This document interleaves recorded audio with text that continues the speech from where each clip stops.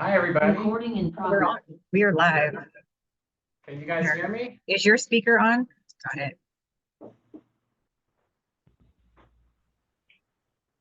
Recording.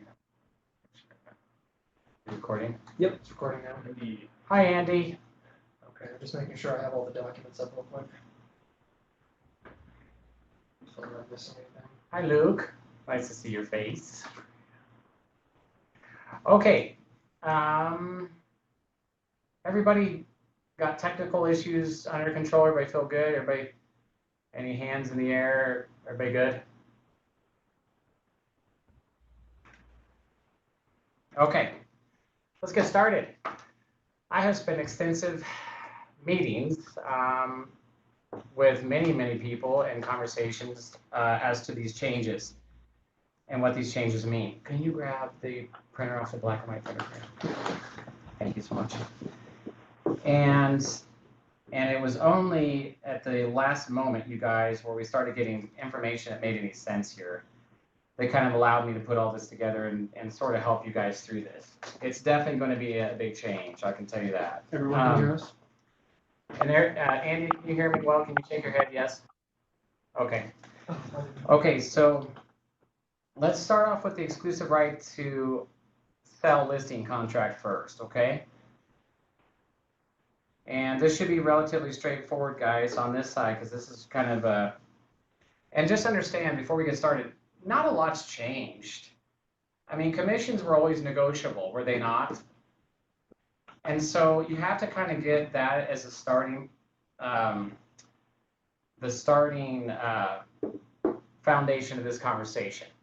Nothing has really changed. The difference now is that showing that buyers are going to be more obligated. There's more transparency, and buyers are going to be potentially more obligated to pay a portion or all of their compensation, which is no longer called commissions, as we know.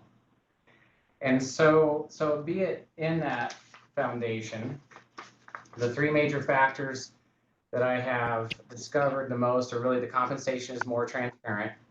I see a lot of heavy hitting brokers seeing this as an exciting opportunity, guys, as exciting, positive experience. They believe this is going to be a good thing because it allows a lot more, I'm going to shut this phone off because it's going to stress me out here. It's going to allow a lot more transparency, and, and they believe it's going to save some money. So the three components that I've gotten out is compensation is now more transparent. Buyers will be paying their own fees in some cases, and compensation is more negotiable than it ever has been, simply because the conversation is being taken a lot more serious. But let's look at the exclusive right to sell listing contract. If you guys want to pull up that in your CTM one, that would be great because it's relatively easy and straightforward to understand, because really nothing's changed in my perspective other than the fact they've changed the word commission to compensation. And so if you go to page 3 of 10, you go to 7.1. 711. Oh, here, real quickly, let me give them a quick note. Hey, so if you guys want to be able to view a version of the contract where it specifies what was removed and what was added and what was left behind, you can find it on Dora's website where it talks about the updated commission. If you see one where it says exclusive right to buy red line, the red line is the version that shows the differences. And that's the one we're going to be going over. If you hit clean, it just shows you the new one, but we're going over red line. Just as a note. Okay, and again, that's on Dora, so you can find it relatively easy. Yeah. So we're doing exclusive right to buy first. Exclusive right to sell listing contract. Got it. Exclusive right to sell. Okay, and so again, I'm on page 3 of 10. If you go in, they just deleted, basic information and removed the word commission and changed to compensation. It still allows you to put in there on 711, for example, 111. The compensation amount of the sales price, or 711, the compensation percentage of the sales price, same as the old contracts, guys. Really not a lot has changed in this other than the fact that they just love the idea of the sound of compensation versus commission, okay? And so, and I think this is where it really goes into where we start to practice limited law. When you're using words like that, compensation versus commission, it just reaffirms the limited law mentality of this whole experience of this career.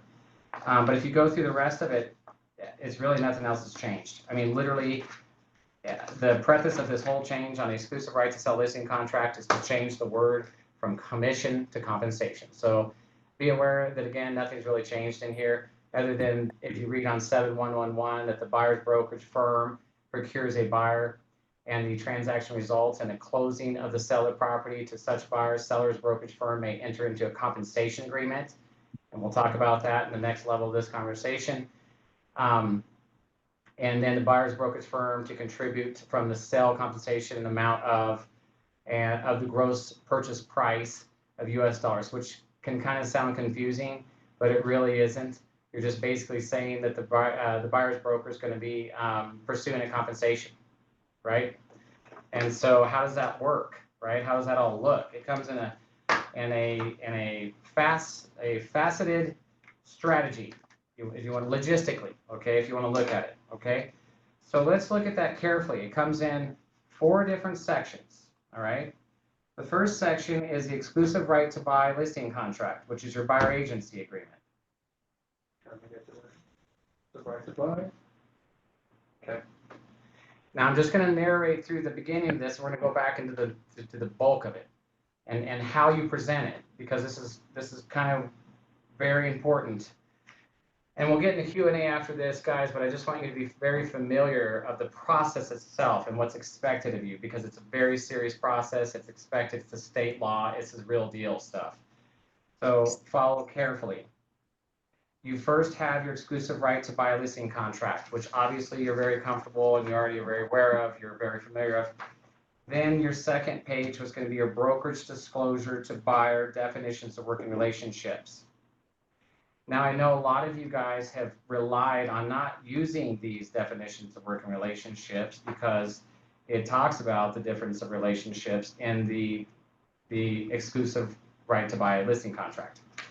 You're going to have to start getting used to this because this is part of your new procedure and it will be required. So you make sure that your first form when you're working with a buyer, you want to put it in a strategic numbered item.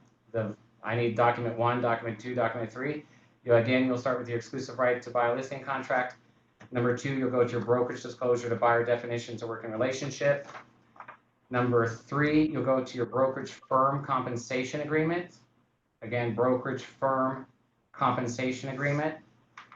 Number 4, you'll go to the contract to buy and sell real estate residential.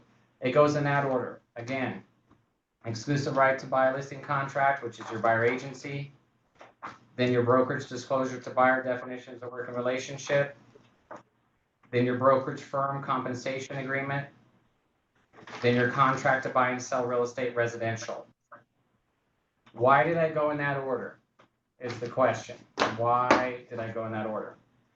I went in that order because that's exactly the order that you have to do when presenting this to your buyer and continuing the process from the beginning, from your buyer agency through working with the other agent for compensation, or coming to an agreement with your client for compensation, requesting compensation agreement from the other broker, the selling, the listing broker, all the way to then your offer that describes and confirms your compensation.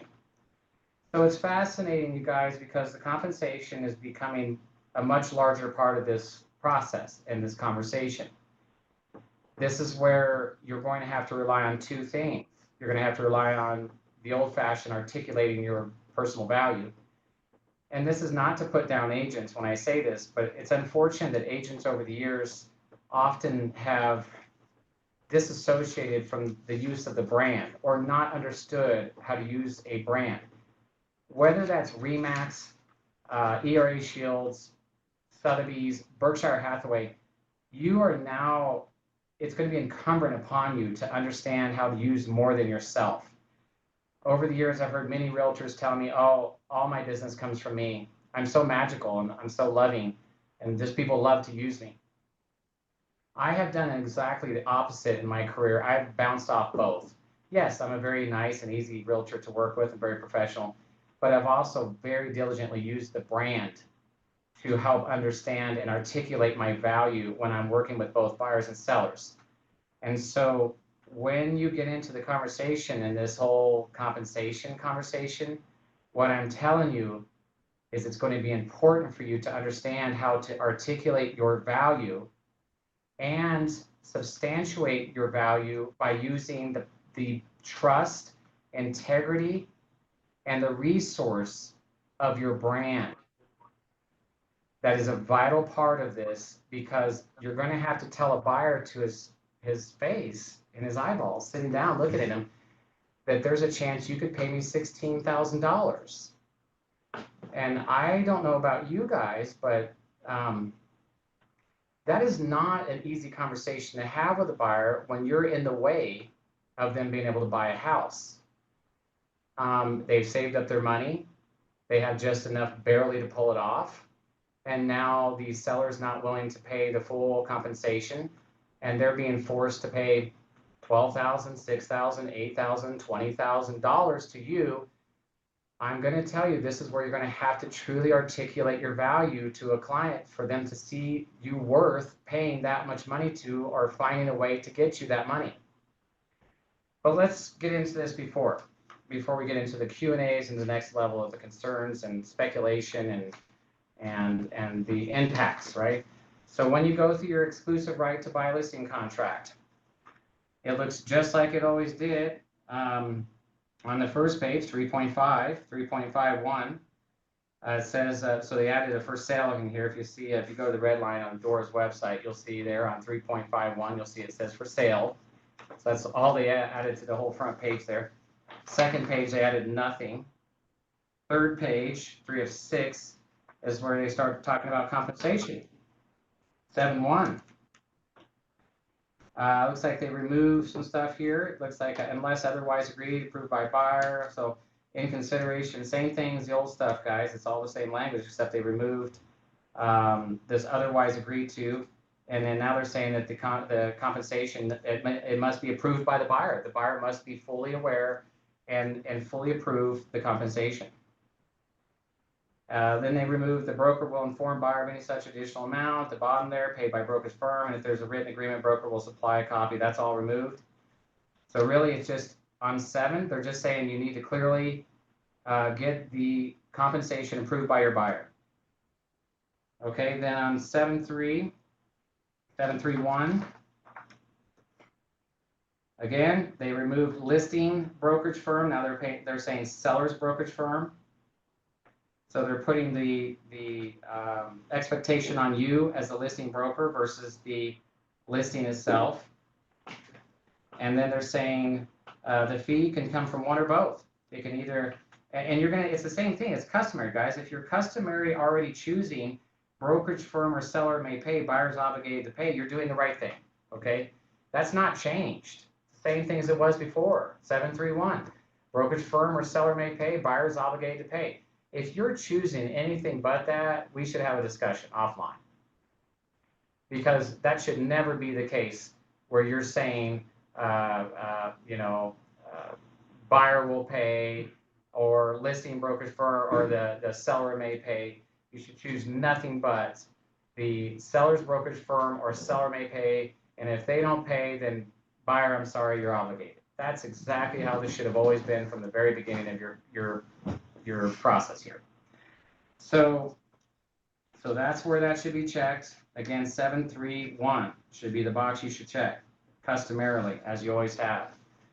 Now, if you do not check box 7.3.1 or 7.3.2, it defaults. If you look on the next page on 7.3, 7.3.3.1, it literally says in there, if neither one of these boxes are checked, then buyer's obligated to pay. Okay, I know it's kind of hard to piece that together because there's a bunch of red-lined out marked stuff here, but it clearly says that if neither one of these boxes is checked, so if you forget to check these boxes somehow, which happens, it automatically defaults that the buyer will pay. It'll default to the top. It'll default to the top. Yeah, It'll default to 7.3.1, yeah, and it obligates the buyer to pay. Yeah. Thank you, Nick. Thank you. Okay, that's all this is. Yep. Okay, that's it. It doesn't talk about what your, it talks about here on 711, the success fee, you're gonna put 3% there, going back up to your compensation, right? You're gonna use 3% because you're gonna talk about your value, and you're gonna talk that you charge 3%. Now, remember, guys, be careful not to get into conversation at this point about, well, just so you know, if the seller doesn't pay me, I will work with you and I'll take less. Like sometimes I'm seeing that they'll pay 2.5 or 2.75 and I'll work with you.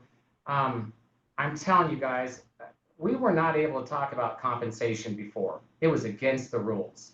Now we clearly are able to talk about compensation with each other because it's the main part of this transaction apparently. And so I'm telling you that because I have charged 11 years now to list properties at 6.5%.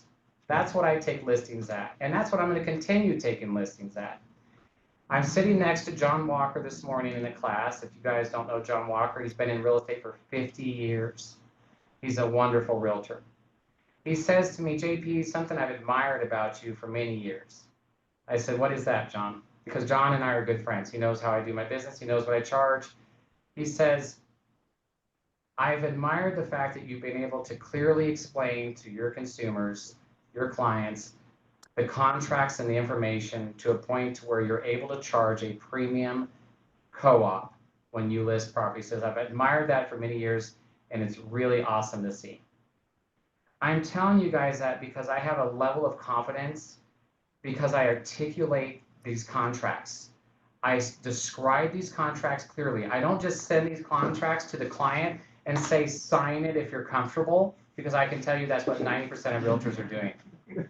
It is. Sign it if you're comfortable. If you have any questions, let me know. That is ridiculous. You're now going to have to take your time and describe what this is. And describe it in a way that makes you sound like a lawyer, like a professional real estate broker. And then you're going to have to describe beyond this what you extra bring to the table. And then we're going to talk about that in the next few weeks because we're going to be doing classes very specific to this conversation. Because a lot of offices are trying to stumble across what to do and what to say and how to do this and how to train their agents, and they're putting them through rigorous training classes that make no sense, that are going to just disorientate their agents and confuse their agents to a level which I think is going to backfire on them. So we're going to be very specific in what we train these next few weeks on these Thursday meetings from 11 to 12 as we normally do. And we're going to be very specific on how we articulate and craft your value proposition. So you'll read the contract clearly to the client, very clearly professionally, to where they understand this is, you are professional logistically reading the contract, and then we're going to walk you through articulating your value in certain ways that meet your personality, that meet your business practice, that meet you to the comfort level, to give you the confidence to look a buyer in this face to say, look, I have to be able to negotiate my value. That means that I have to be able to negotiate my compensation, what I'm worth for my business. That means that I'm going to have to be strong enough to do that for myself. If I'm strong enough to do that for myself, then I should be strong enough to be able to negotiate your value and negotiate the best opportunity, the best deal, the lowest price on the listing you're trying to buy, negotiate the parameters on that for you. If I can negotiate my compensation, not only with you and with the seller and however I need to get to that level, then certainly I'm strong enough to negotiate a better price, a better purchase experience, and a better result for you, right? So, so just keep that in mind. My whole point was, please do not discredit your value and lower your commission in the conversation, in this initial conversation.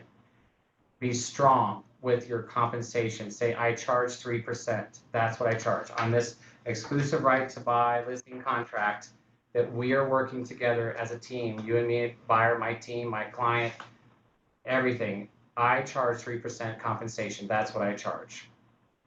Now, there are some exceptions and there are some limits that the brokerage will allow for variances and special events, special circumstances. If you're working, representing new construction, representing a builder, developer, doing multiple transactions. there are certain ways that you can reduce your compensation within those variables.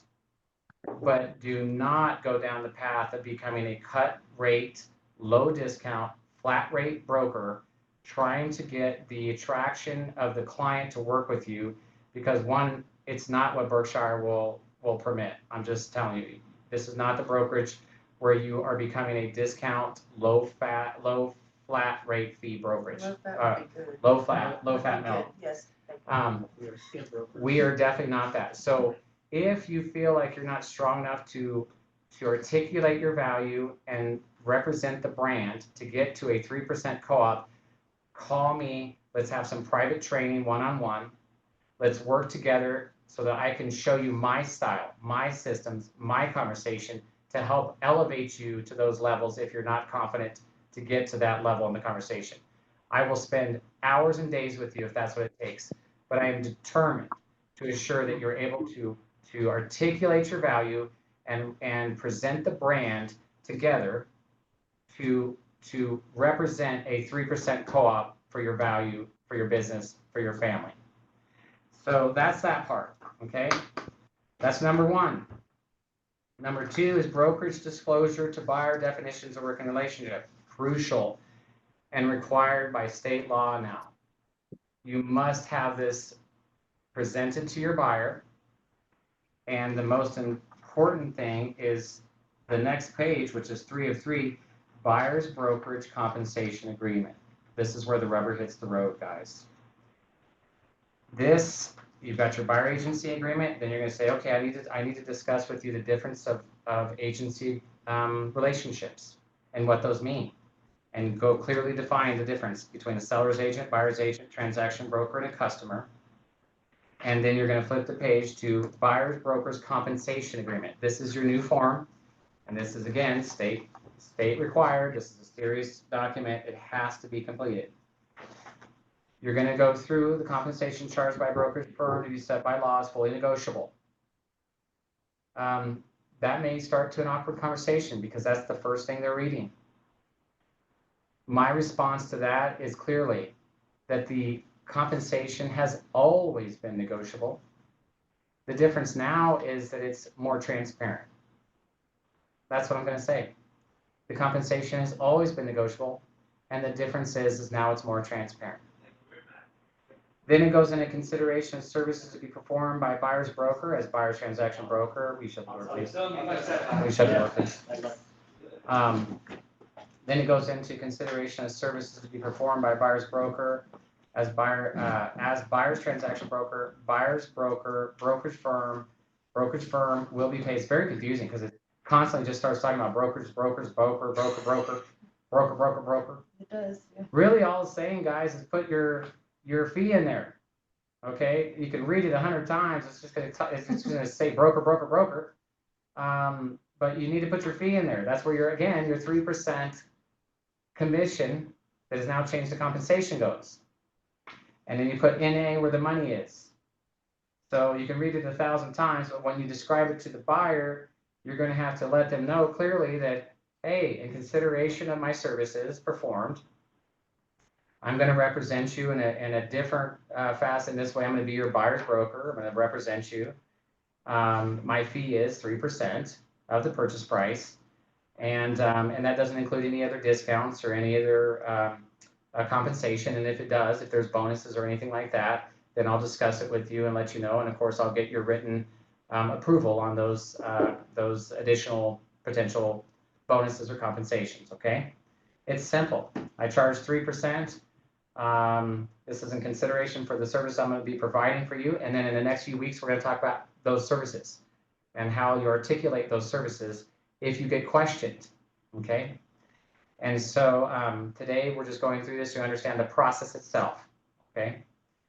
And then below that says the success fee is earned by brokerage firm upon buyer's broker performing services that result in buyers entering into a contract to purchase property acceptable to the buyer, which is going to be this contract, the number 4 I mentioned.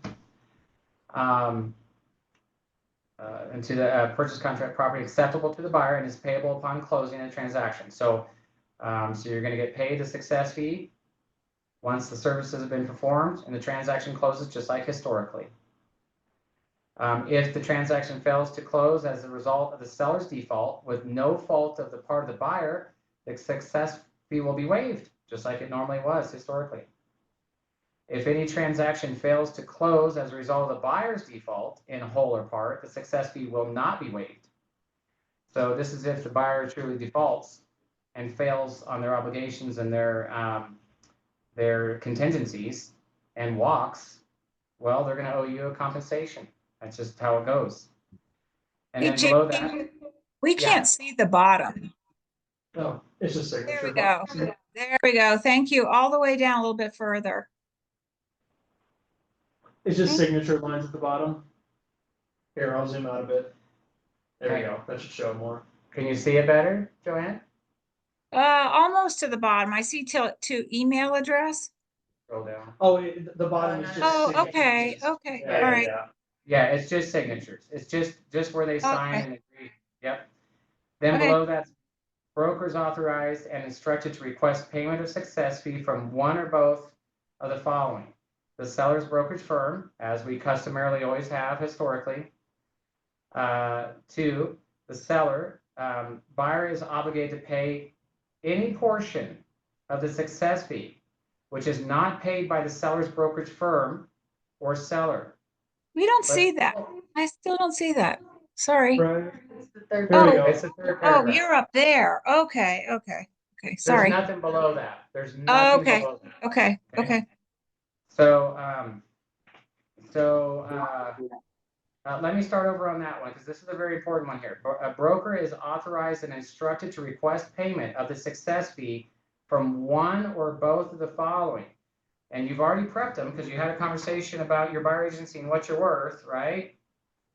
And you've already had them fill out this top one, the very top paragraph where it says your fee will be equal to 3%, right? So they're already aware that your success fee is 3%. And then you're saying now, broker, I'm gonna request payment of my compensation from various sources. My first goal is to get it from the seller, as it historically ever has, right? And then if not, then buyer is obligated to pay any portion of the success fee, which is not paid by seller, brokerage firm, or seller, but only if broker discloses to buyer the amount buyer must pay in writing and prior to buyer entering into a contract with seller. Guys, this is where it really comes together here. Okay, let's read that one last sentence because that's where it really starts to connect here. But only if only if broker discloses to buyer the amount buyer must pay in writing and prior to the buyer entering into the contract with seller. That's going to come in the form of a brokerage firm compensation agreement. Okay, so you've agreed in your buyer agency they're going to pay you 3%. You've again agreed that they're going to pay you 3%. You've also explained that I'm going to do my best to get it from the seller, as historically I have, because I'm a great negotiator. Damn it, I'm going to get my money because I'm going to represent you well. I'm going to get my money from the seller. It's all going to work out. I've set the tone. You're going to pay me. I've assured you you're going to pay me, and I'm going to do the best I can to get the money from the seller, as I historically always have. But if I can't, there could be a chance that we may need to strategize as a team and figure out a way for you to pay me that difference. And what we're finding, and don't get into this dialogue with your client, guys. Don't start getting into what we're finding out in the market is people are only paying 2.5% or 2.75%. Don't mention any of that. Get to that road when you get there, but clearly describe to them that they're obligated to pay you 3% and 3% total, right? And that you're going to do your best like you historically can to get it from the seller, but if not, you're going to strategize as a team and find a way to get the balance of your compensation paid by somebody else other than your buyer. You're going to do your best. But if it doesn't work out, we'll talk about those strategies and what that could look like. 2 of those strategies could be, look, your offer price could be less on the house to cover my additional compensation needed. If you owe me $6,000, let's offer less on the house, $6,000 less I'm gonna do comps, I'm gonna run my normal stuff, give you education, maybe it's a little bit overpriced anyway, and we can come down a little bit, but we're gonna have to consider the fact that there's my compensation, additional compensation is needed. So let's try to reduce the house to cover some of that additional compensation, find some ways to work around it. Sound good, buyer? High five. Or we could raise the price of the house to cover my compensation, but then there's the risk of an appraisal, is there not? So we could say, okay, yeah, well, the seller's backed me into the corner, backed us in the corner, they're not willing to pay us a penny more. They said they pay me 2.5%, that's it. And we're 0.5% shy, which means you owe me $6,000. So you know what, let's do this. Let's raise our offer, 6K above asking.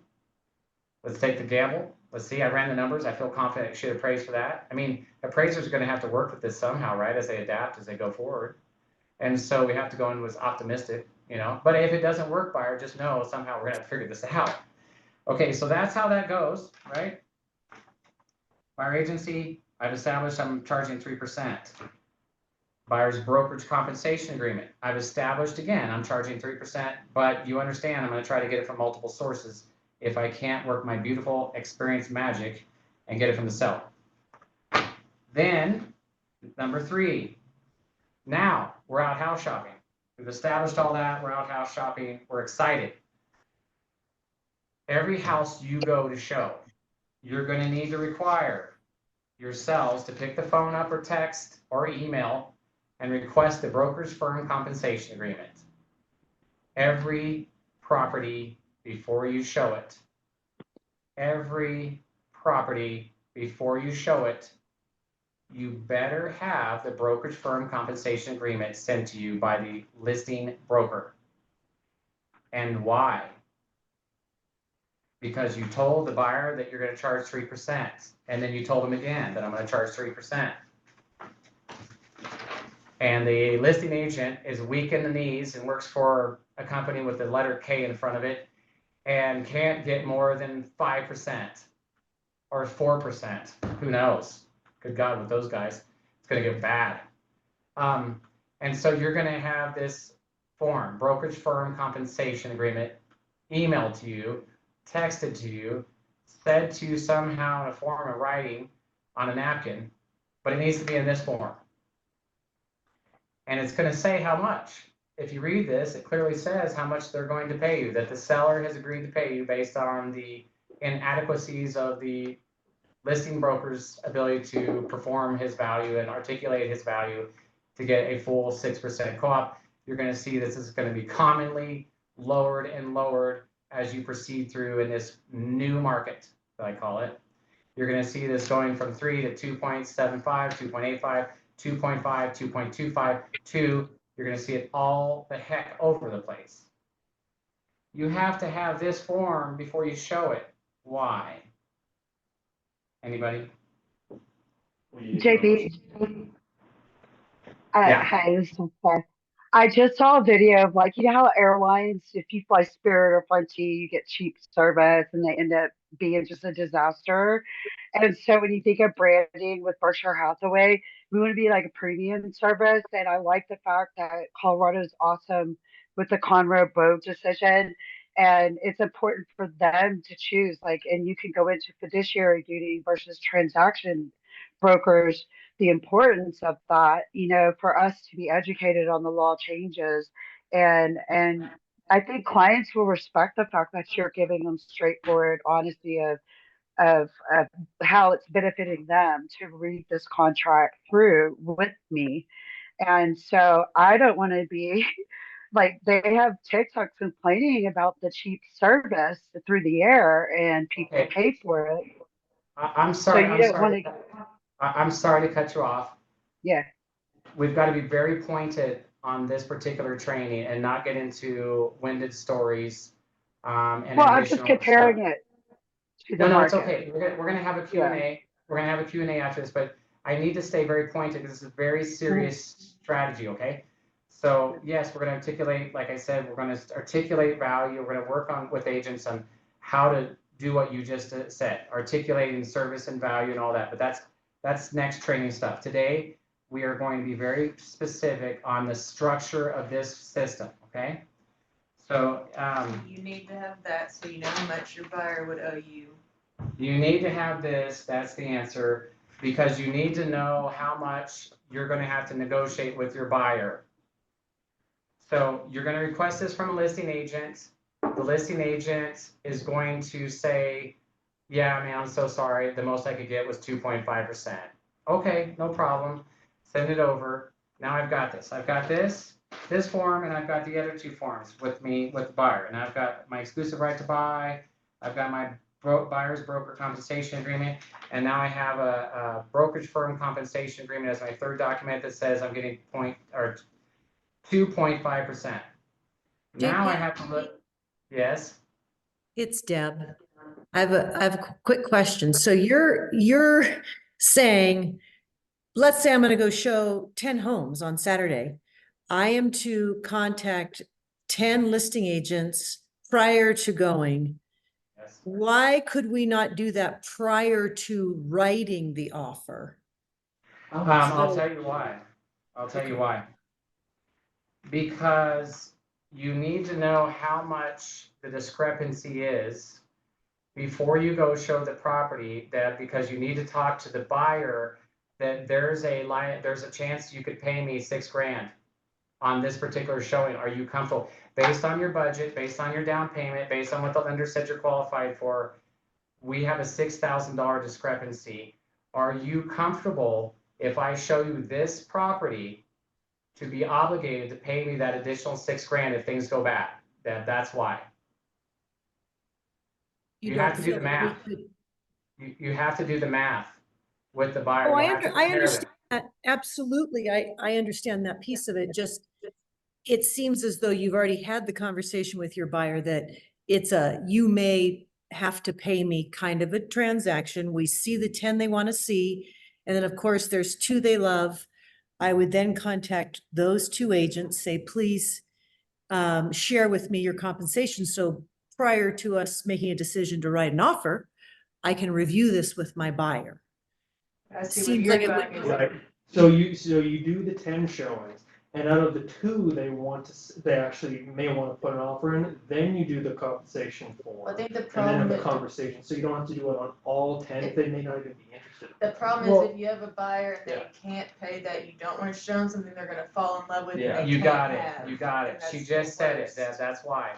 If you're showing properties and you wait to do this, and then you pop it on them and they fell in love with house 2, and they're stuck with that difference and they can't pay it, and you don't have a way out, you're gonna have to then play this whole backpedal thing and say, oh, shoot. This is where I'm gonna have to play some real magic, guys, and be, Magic Johnson at the basketball, because I have to hope that I can win this game for you, and we're gonna have to try to renegotiate this stuff, okay? So you hit it on the nail. But if you like really know your buyer and you know that's not gonna be an issue, then you could do that other way. But if your Right. buyer's tight budget, you need to do it JP's way. Beautifully said. Thank you. Deb, if you know your buyer's qualifications, you know their capabilities financially, you can do that strategy perfectly. You can show all 10, you know that they're comfortable in paying the difference, you're good to go, you've had the pre-conversation, well done, very professional. Absolutely, Deb. absolutely. Perfect. Cool. But if you haven't, and you're working with a shaky buyer, and you are concerned that you're gonna be pushing their boundaries, that's when you have to do one by one. Do not waste their time. Have the conversation with them. Let them know, hey, this is a risk. Are you guys willing to take the risk? We can go down this path. We'll do the best we can to try to navigate together, but be prepared. Impact. Brace for impact. Awesome. Great strategy, Deb. Thank you for that. That was beautiful. Okay, so that's it. Those are your two options, but you have to get these no matter what. You still have to get these when you schedule your showings. You still must get these, okay? So even though you don't present them to your client maybe until the end of the results, you still must have these in advance. Okay, number 4, contract to buy and sell real estate. Now we found the house. We're in love. We've held hands, we've kissed, and now we're here. And now we're happy because we got a chance to buy the dream house, okay? Now we're at the contract to buy and sell contract to buy and sell real estate, the 4th in the logistics, and keep them. You guys try to keep them carefully in order so that you went through it like this because it'll work perfectly if you do. That's where the confusion is with real estate agents in this current condition that we're in. They're getting all kinds of data from different YouTube and TikToks and classes, and I get that. But everybody's trying to figure it out. But the people that are most liable are the brokers, guys in our position that have to go to court when this goes bad.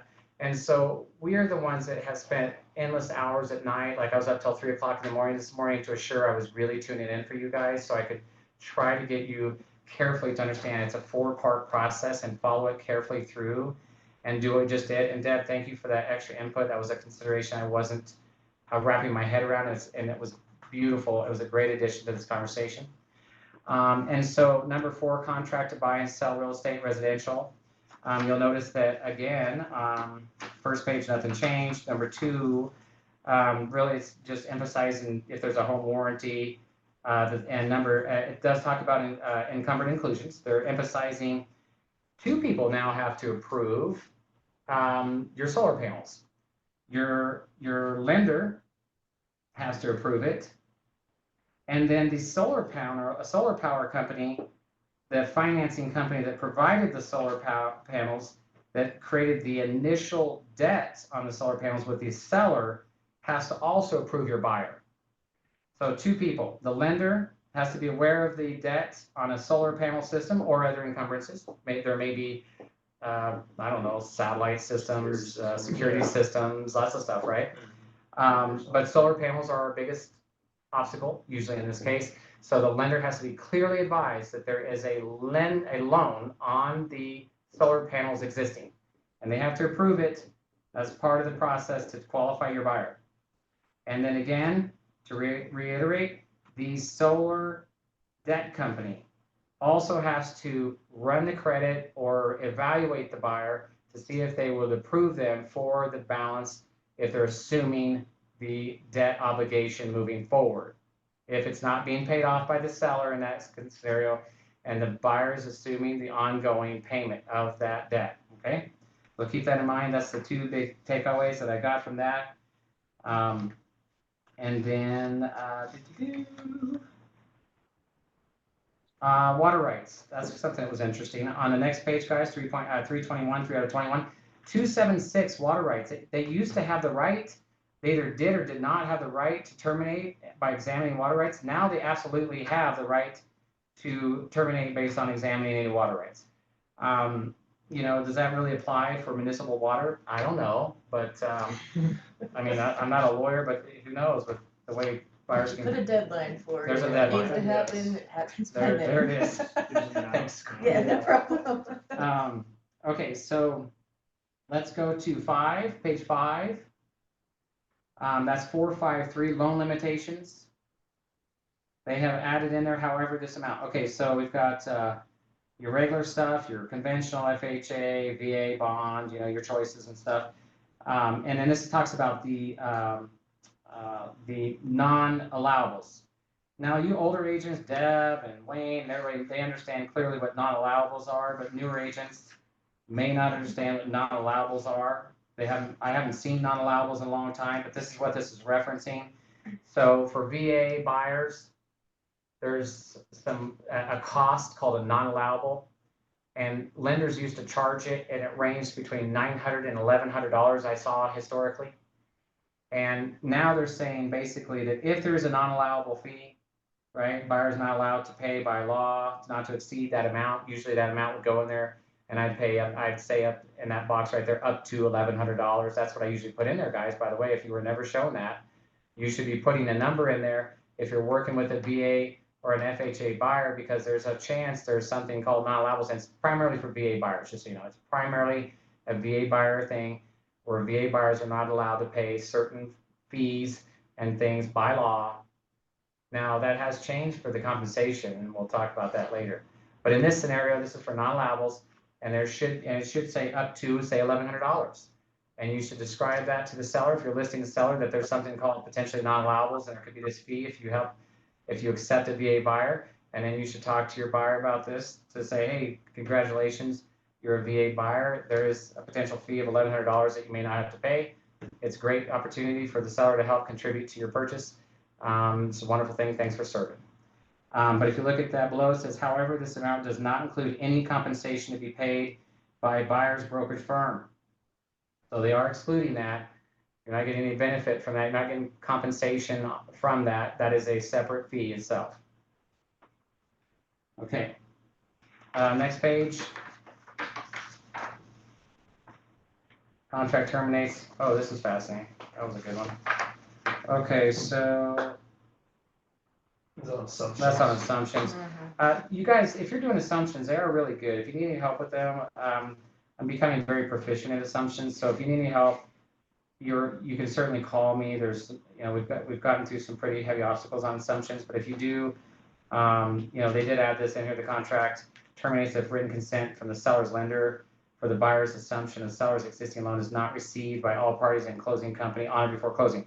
So it allows a contingency, an additional contingency for the buyer to back out all the way up to the day of closing if they haven't received approval from the seller's lender approving them for their assumable loan.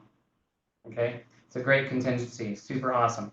It's a high risk for sellers, obviously working with the buyer on assumable, but there are great opportunities. You get low interest rates. If some of you aren't aware, you can get a buyer and you can go buy a house at 2.5% today by absorbing the loan of a previous seller who's selling their home under assumable. And then the buyer has to bring the difference of the loan versus the sales price, right, out of pocket somehow, or another loan, however they're doing it. And it's a great program. If you guys aren't pushing to learn how to do those, you should. 5.5, buyer representation of principal residence. Buyer represents that buyer will occupy the property as buyer's principal residence unless the following box is checked.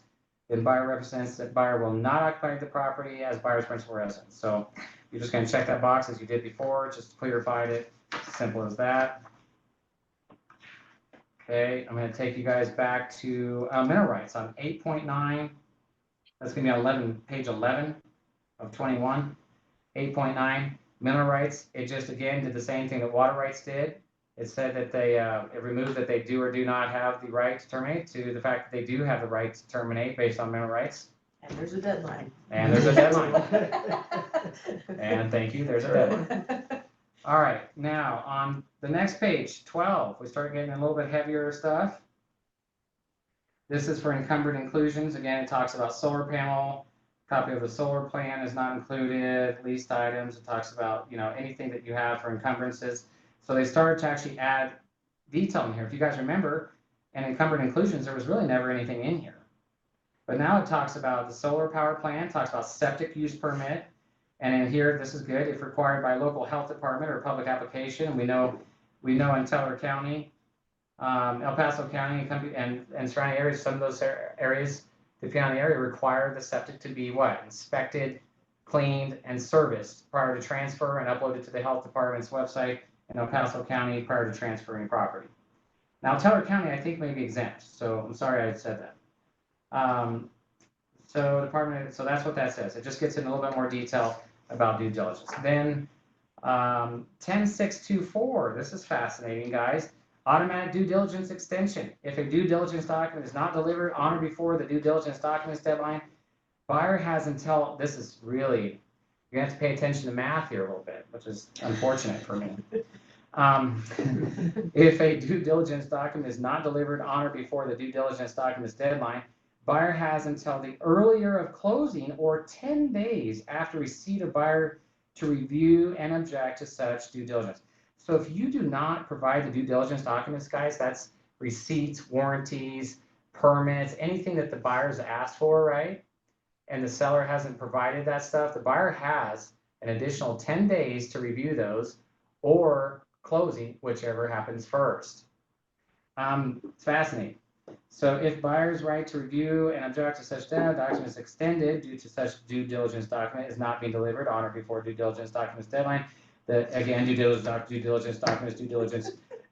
diligence resolution deadline will also be extended to the earlier of closing 15 days after the buyer's receipt of such or closing, whichever sooner. So you've got 10 days for the due diligence deadline. You've got 15 days for resolution. So if you do not provide those, they have an additional 10 days to 15 days to terminate contract, guys. Gosh, Keep that in mind. That's a big deal, right? What's that? it's crazy. It's crazy. It's crazy. We just gave the buyers another whole way out of the transaction at a crazy rate. So which means you're gonna have to tune in carefully and make sure that you don't forget about the due diligence documents, guys. Hey, call the seller, you know, a couple days before the due diligence documents deadline. Hey, just want to remind you, due diligence documents due in a couple days. You know, where's your book? Where's that big dang book that's supposed to be in the house? Is it at the house, in the drawer next to the stove? Do I need to come by your office and pick it up? Can you drop it off? Like, save yourself some time, you know, do it. And then where's all that stuff? And then if you ask for anything extra, like permits, or if they did a remodel, receipts, all that kind of stuff, make sure you guys are on this, because you don't want to give your buyer, I mean, you do because you want to protect your buyer, but you really don't. You don't want to keep offering outs for this thing. You know, get your job done, do your professional job, and keep this thing from kicking in, because that's no good. As Joanne was saying, that's Crazy. That's crazy. That's crazy. Yes, we all agree. Okay, so next page on 14, 12.3. Closing, delivery of deed to such buyer will be at closing. Closing will be on the date specified at closing, or mutual by agreement. This is where we always put by mutual parties or whatever. At closing, seller provide buyer with the ability to access the property. So at closing, the seller will provide the buyer with the ability to access their new property and give them key access codes, garage codes, anything that they have in hand, access to their home, their new home. At the hour and place of closing will be designated by, again, both parties, or however you want to put that in there as traditionally. Okay, status letter down below on 15.3.1 has also been removed. Again, allowing a more clear and concise letting them know that the buyer has the right to terminate based on, or the seller is going to provide the status letter fee. Or the status letter fee is going to be paid by the seller, is what they're saying here. Yep. That it's not negotiable anymore. The seller's going to pay it, dang it. That's it. Done. Sorry. Yeah, I mean, that's kind of good, though. yeah, it is. Okay, so assessments, reserves, and work. Oh, somebody have a comment? Assessments, reserves are working capital. Looks like they remove assessments. They just change it to reserves and working capital. All assessments required were removed unless agreed to. Otherwise, all reserves, working capital, due or similar costs and address in 16.2 association assessments. Okay, so, you know, make sure you're careful and make sure you're checking assessments. If it doesn't have an HOA, guys, don't be checking these boxes, man. Put them as NA. Be careful on that stuff too. I see a lot of that stuff when we're doing your compliance. 15.7, water stock certificates. They just changed it to district municipality, which is ridiculous. I don't. Now we have to change the name. I mean, we just We have wanted to hear something different. We did. So I'm sure that appeased the $440 million lawsuit.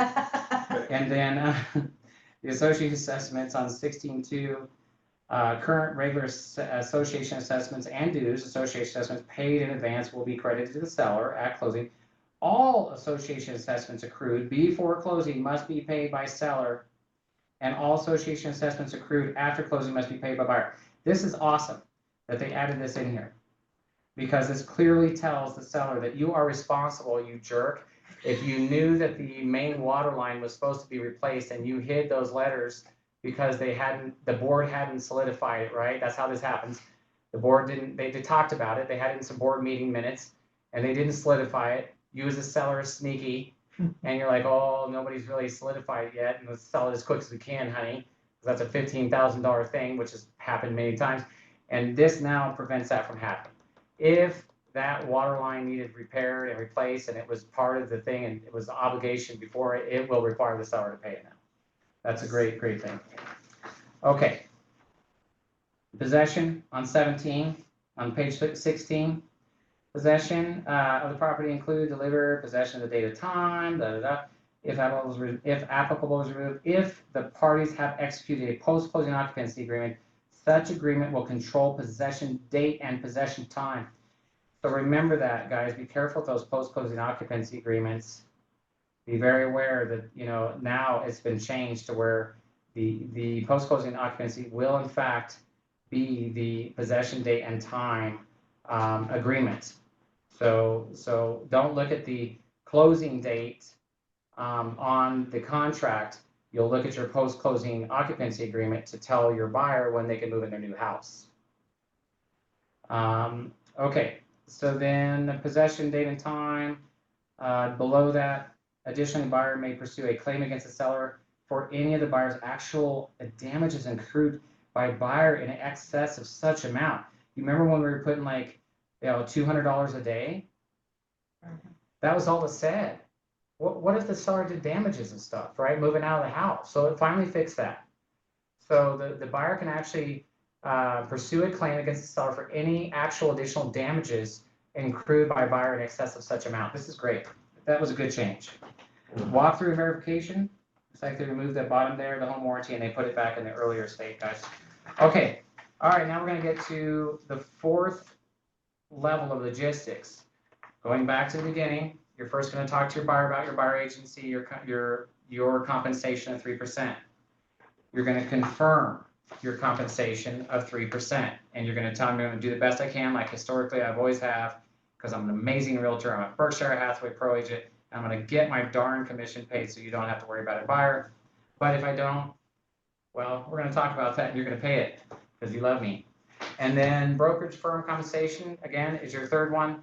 You're going to get that prior to all showings, whether you do it like Deb or many of us, where you evaluate the client, see their quality of financial awareness, or you do it each step of the way to assure your success through that process. That's your third step. Now you're at your fourth step because you wrote your offer, you're writing your offer. And you've gone through all that stuff that we just talked about, which were the changes. And now here it is on 29. You're going to say in here. I don't care about that one at all. Oh, okay, sorry. Oh, yeah, that's an important one. Okay, so on termination, thank you. That's what I'm fine. On 24, right to terminate, that has been changed. They have added in there. Any notice to terminate delivered after the applicable deadline specified in this contract is ineffective and does not terminate this contract. So let's go back to what that really means. Right to terminate. So, okay, so if a party has a right to terminate and providing this contract right to terminate, the termination is effective upon the other party's receipt of written notice. This is all based on your contingencies, right? As long as you're within your contingencies, you have the right to terminate. You just have to give them proper notice, right? Mm-hmm. Provided such written notice was received on or before the applicable deadline specified in this contract. So as long as you're meeting your contingencies, you're good.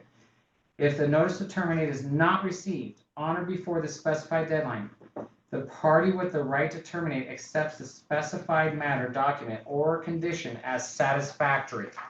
So if they don't ask for an inspection objection, and there's no resolution, then they accept the contract as is, and it's moving forward, is what that says, guys. And then and they waive the right to terminate under such provision. Any notice to terminate delivered after the applicable deadline specified in the contract is ineffective and does not terminate. So they added that to let the buyers know that, hey, if you miss these deadlines, c'est la vie. Yeah.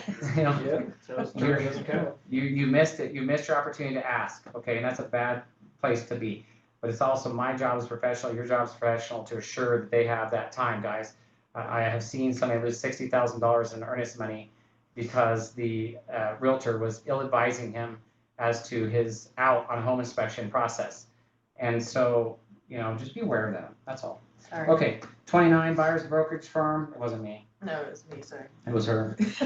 29, brokerage firm compensation. Okay. On 29.1, guys, that's your box. Okay, that's where you're going to put that percentage. And that may be different than what's on your agreement with your buyer, because that's going to represent what's on the brokerage firm compensation agreement. But or it's going to be, even if that has a number, you can still request. that's what I'm saying. amount. Or, Yeah, thank you, thanks, sorry. I wasn't No, you're finished. fine, we're good. Or this is where you fight and use your magic and say, no, seller, I know that you said that you would pay me this amount because I got this in advance of showing your property, and I appreciate that. I thank you for that opportunity. But no, I need 3%. I need 3% to pay my co-op to bring you this buyer. And it's fair for me to ask you that, right? Now, again, if you guys have question about your ability to stand strong to ask for this co-op, for a 3% co-op, you should be meeting with somebody like me or me, because we should have some heavy training together, one-on-one. Just like if I was teaching you like a coach playing basketball, we should train heavy, because you really, really need to be pushing for your worth here. Again, to remind you, Berkshire Hathaway is not a discount brokerage or a flat rate brokerage company. We really, really encourage quality realtors that invest in their business, invest in their quality, and can confirm their value proposition and articulate their systems to equivalate their value when asking for their co-op. So, so that's where that goes. And then you put NA in the next line, leave the rest of the boxes alone because they don't apply, and focus solely on going after your total worth compensation to pay your family's bills. And so that's the process, guys, from 1 through 4. Any questions? I know it's a lot, but you guys, it's all part of the process. Like it's all just a procedure now. And think about, you know, when I started in real estate, there was 8 pages to the contract. I mean, there are agents been longer than I have here, and you probably had 6 or 5. Shoot, probably had a napkin. But I had 8 pages to the contract. Why are you calling us old? It's 19 now. Okay, it's 19 pages. So over the years, I had to adapt to 9 more pages. You know, I mean, that's a lot of pages of added legal language every year when you go through the docket or the contract change courses, and you go through your ethics course. You'll always see it's all these new changes, the changes we just went through. So I hope that those changes that we went through help you understand more clarity. And as you go through continued classes, you start to bring this conversation back and go, oh, that's what that meant. That's what JP said. That makes sense. But the reality of it is like this system about your compensation is there's a lot of speculation around it. People are saying, oh, realtors are going to fall out of the business, which I believe they will. A lot of agents, a lot of brokers think that agents that have low performance will probably exit the industry. Agents that don't practice it consistently to understand how to articulate their value, or don't practice enough to understand how to articulate their value, even if they're low producers. We speculate that those types of players will probably not make it that long in this newer market kind of process. And that's unfortunate. But that's where all businesses have gone. If you look at it, I call it the Walmart and the Amazon effect. Like, look how many shifts have gone through to where now we're doing a whole different level of the way we do. This compensation is going to be a real showstopper in some cases, I agree. And you're going to work with a buyer who you are in the way of their ability to buy a house because your compensation is in the way. And you're going to have to figure out how to navigate around that. So the next classes we're going to be having each Thursday from 11 to 12 are going to be specific to what that takes to overcome and achieve that, to find ways around it. Not only how to articulate your worth and overcome this process to assure the buyer has full confidence in you as a realtor to represent them and to pay you what you're worth, but then how to overcome using strategies and finding ways to find that extra compensation that you deserve to get paid throughout the process. So it's going to be 2 very focused processes. So we encourage you guys to come to those Thursday classes from 11 to 12. If you don't, then there's other classes you guys can take around town, and you can hear from like Scott Peterson where you spend 2 hours and you don't learn crap. That was the worst class I've ever taken. And so like some of these guys that just ramble on about stuff is what I'm saying, that they don't really focus on the actual process. They just kind of like give you the narrative. Like when you learn something, you go to a class and they just kind of touch on things and you walk out of the class, you're like, well, I got one little cookie out of it. We're not going to do that. We're going to be very focused, laser focused on teaching you the procedures, the logistics, and the articulated process to get through this to where you guys will be confident, strong, and able to perform in this new real estate process, because it is a big change and it will certainly put realtors out of business. New Jersey has so far lost 4,000. New Jersey, has lost 6,000 agents since they started, or since the NAR lawsuit has been settled. New Jersey has lost 6,000 agents due to being concerned and scared for these changes. El Paso County has speculated a number that I can't share with you because I don't know if it's actually true. I asked PPR today and I didn't get a confirmation, but I can tell you a lender used a number that was significant in the loss of realtors that PPR is already starting to see. The good thing is by law, each agent is now required to have an agency agreement prior to the showing. I mean, that's really it, guys. You have to have your agency agreement. You have to have your compensation agreements done. You can't ride the wave like you did before, where you're like, oh, I'll get to know you and we'll hold hands, and if we like each other, then we'll do it. You can't. That old way of doing it has to go away. I'm sorry. In the event sellers paying compensation, okay. The brokerage. Remember, the brokerage has limits on what you can accept as co-ops. So talk to me about what you guys, if you're into a weird, where you're at a double transaction, you're working for a builder, whatever, and you want to talk about co-ops and how you can reduce your co-op to get that process done, talk to me and we'll work through it.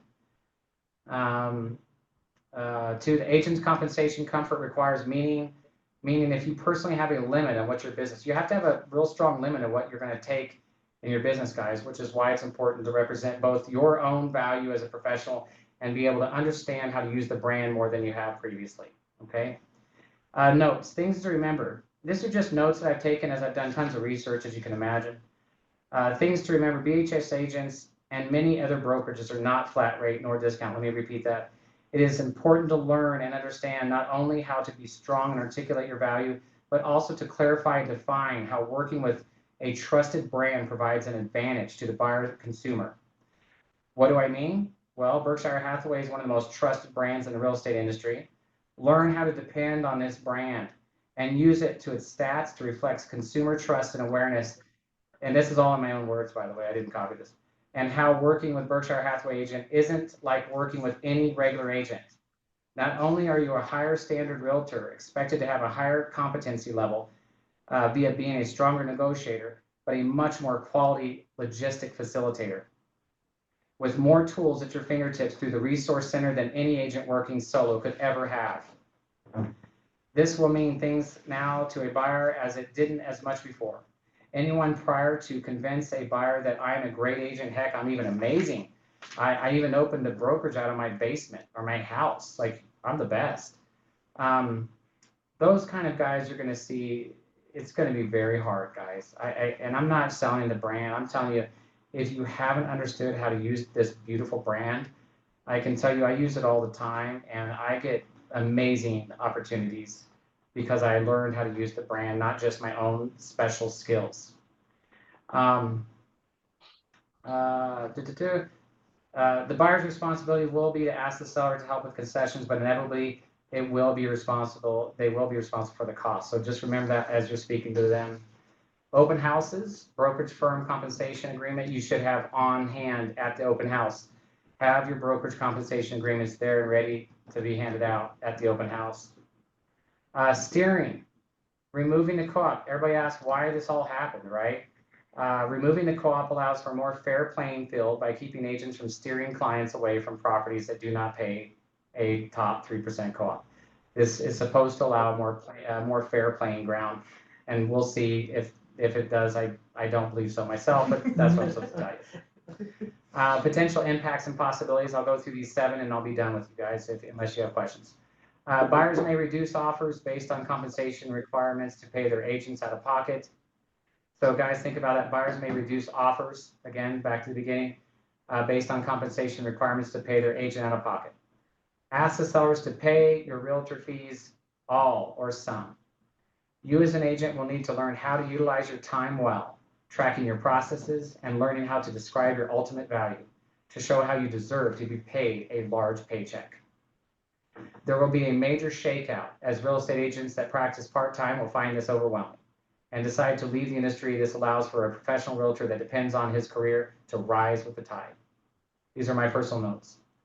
We still have a housing shortage across the country as America is, this is a good one, guys. This is my research, right? We will still have a housing shortage across the country as Americans didn't plan well for long-term population growth, thus resulting in strong need for housing. We have hit a point that interest rates have countered that rate of need and equity stability equaling a softer price arena. So just keep that in mind. We still have a need for housing. Interest rates have countered that. We are seeing softer prices, but trust me, the demand is still there. So that's positive.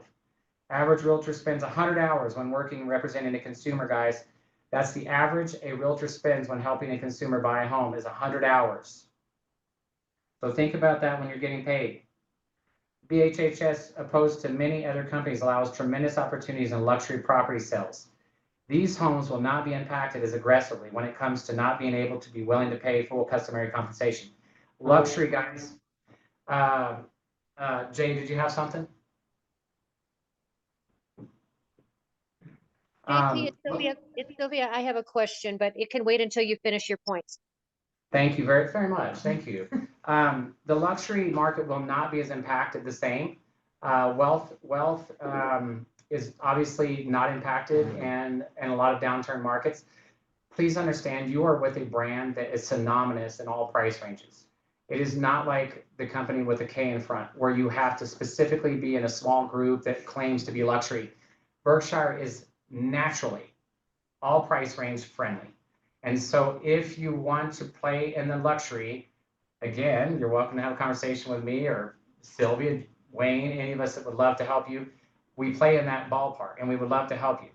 And so, yes, the luxury is, in my opinion, exempt from a lot of this crazy stuff because luxury clients can pay money. Okay, so just keep that in mind, and that will depend on the brand you're with. So if you're with a company with a K in front, good luck. Perceptions. This will save thousands of dollars for sellers. This is the perception. The end of this whole thing is the perception. This will save thousands of dollars for sellers, possibly until they find a tough market, this is my opinion, that buyers do not have the funds to pay brokers and make purchases. Reality of my opinion, this is my opinion, is that when sellers experience less from agents and experience extended time on market, that they will be paying a customary fee that will be very important to them once again. All right, that's what I have. What you got? JP, I've dealt with sellers who are happy to pay a certain co-op if they achieve sale price X, but they may want to pay less if they are unimpressed with the offer. So how do I articulate that in that document that you stated that says here to the buyer's agent, here's what we're paying? Did I say it's variable? Actually, that's a good question. Wow. Yes, I would definitely approach. I would approach that as, you know, you're the listing agent representing the listing with the other agent, and I would probably do a side attachment, Sylvia. I would add an attachment to the brokerage compensation agreement, and I would attach it as attachment A, and I would say this is a variable compensation listing. And depending on what you present as your offer will depend on what that looks like. And I would give them a range. I would write on there that the range, the seller's willing to pay from here to here, depending on what your range, what you're presenting to us. JP, Yes, Jay. what I've heard from them, I'm sorry, didn't hang on. Hmm? He's fixing his feedback. Oh, got it.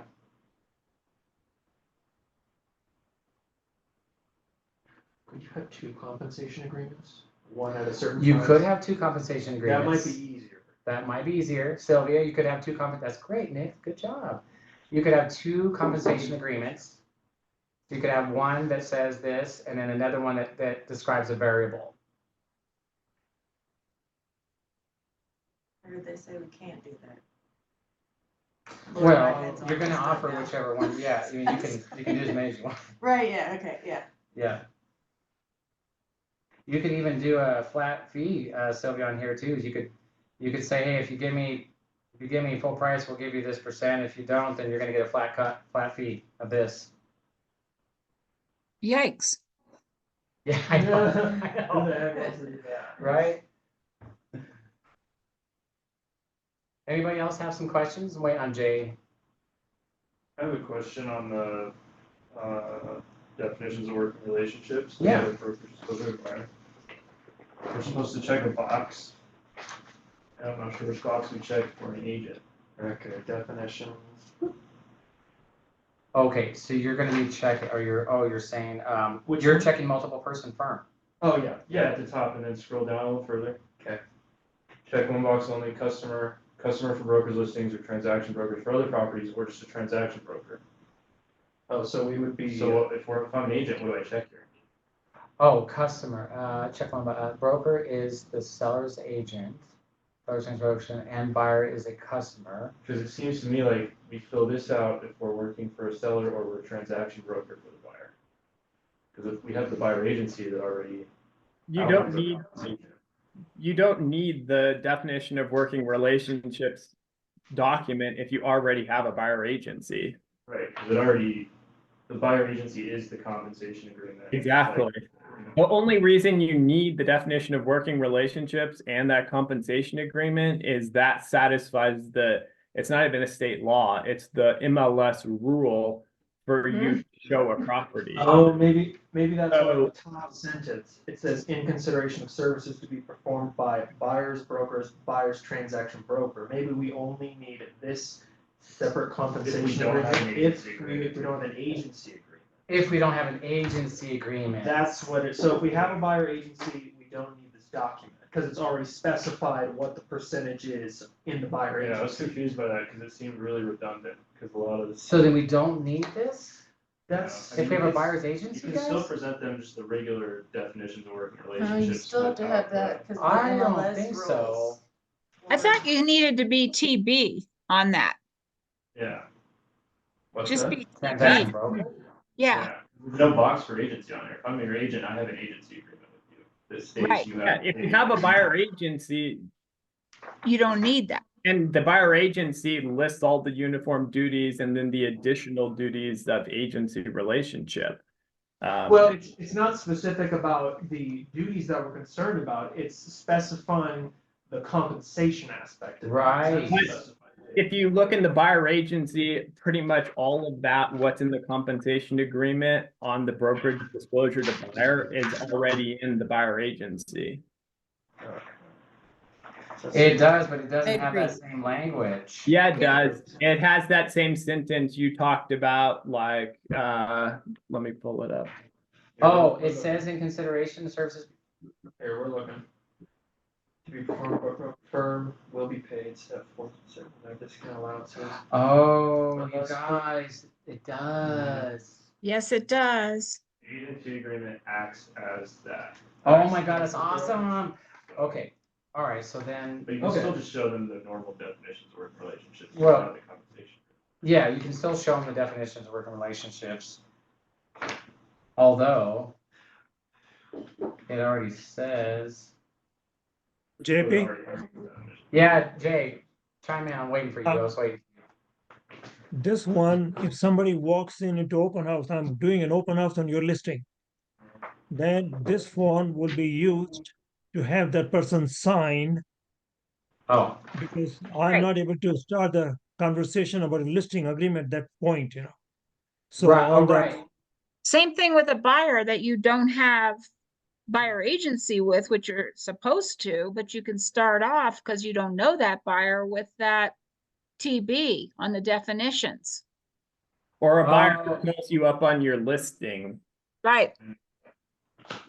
Okay, so what you guys are saying, so if it's an open house, bring the the brokerage disclosure to buyer definition, have them fill that out at the open house if you're starting to engage, right?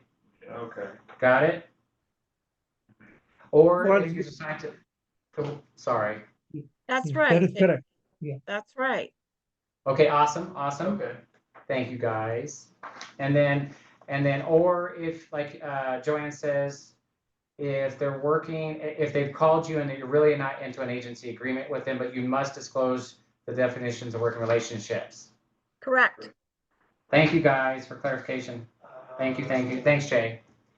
Okay, I have a question. Yeah. So I'm looking at this section, I think the only thing that we're missing out of this is that in the other one, it says that if the amount isn't fully filled out, like, you know, if you're if you're requiring a 3%, but you only get paid 2.5, the buyer is required to pay that remaining amount, which is that bottom sentence. Oh, yeah, that's what I thought. Something It's was in- missing. It's in It's in- 7.3.1. Oh, okay, let me look. 7.3. Thank you, Luke. Yeah, it is. Okay, great. Okay, so Perfect. then we've now removed a portion of logistics, guys. Great. And thank you, guys. Okay, God, that's good teamwork. Okay, so open houses, you've just started a relationship, you haven't established a buyer agency, you're going to present your definitions of working relationships. That's not part of your process, it's just part of what you do in those two situations. And then you have them sign the broker's compensation agreement if they're just relying on the broker's disclosure to buyer definitions of working relationship to understand this is how you get paid in the event it goes further. Right. Awesome, guys. Yeah. Perfecto. I have a question on the brokerage firm compensation agreement. Is the Yeah. office providing that and paying for that for us? It's in CTM1 now, Luke. Okay, so that's because I know it's not like a state approved form and they were talking about there's going to be a charge for it. So the office is. Yeah, we paid it. Okay. Yeah, it's there for you now. Yes. So you'll find it in the CTM1, guys. Keep in mind, if you try to bring up that form, you have to be within an actual transaction file. If you just go to the top of your CTM and hit create new contract and type in compensation agreement, it won't show up. You have to be within an actual transaction for it to show up. Got that? Say that again? So if you open up CTM and you go to the top and hit create new contract and type in compensation agreement, it won't show up because certain documents are specific to transactions. So for seller number 1, go into your seller file for whatever property it is and then hit the create new contract and then you'll find the agreement. So just be sure to be within a transaction when you look for it. You got that? Yes, JP, I want to tell you something. You did something really good by explaining that the way to get your compensation is to add on to the purchase price. It's Thank very you. subtle, very simple. And I think a lot of us, if we know that ahead of time, will do that. I will. I will I think- too. I think it's a really, really, really good idea. Okay, seller, it teaches the seller, if you don't want to pay me, I'm gonna, have, the buyer and I are going to give you, we're gonna ask for more. Yeah, we're gonna ask for more, or we're gonna ask for more off. We're gonna Mhm. give you less money so that my buyer can pay me. If you want my buyer to buy your house, I'm sorry, we're coming in lower because if you're not Yep. willing to pay me, he's got to pay me. He can't pay me, and if you want me to buy, Yep. want my buyer to buy, sorry. I think that's a neat idea, and I think the buyers would be agreeable to that too. You bet. You bet. The simplest solution. It is the simplest solution. It is the It's simplest a solution. very You guys, simple solution. I couldn't sleep at night with this crap, you guys. It was days. If you sweat in there. All I could think about was you guys today for the last like 3 weeks. And I thought, oh my God, what are we gonna do? How are we go?